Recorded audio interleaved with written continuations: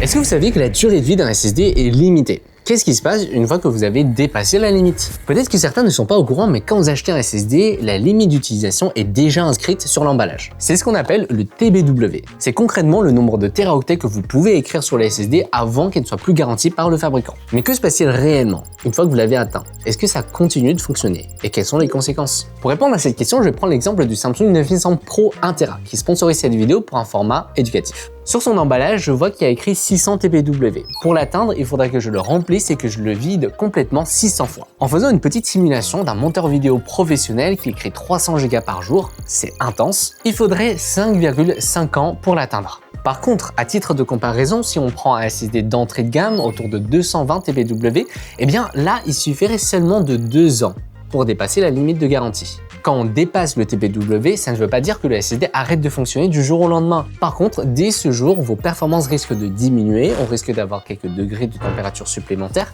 et techniquement, c'est quand même moins fiable. C'est pour ça que pour les professionnels, je recommande toujours les SSD à Inde TLC comme ce Samsung 9100 Pro. On a de la mémoire DRAM qui permet d'accélérer et d'augmenter encore plus l'endurance du SSD. Il est non seulement rapide, mais aussi plus fiable et plus endurant. Avec un SSD Samsung, on débloque aussi d'autres avantages comme un logiciel qui permet de surveiller la santé du SSD et même faire de la récupération de données gratuitement.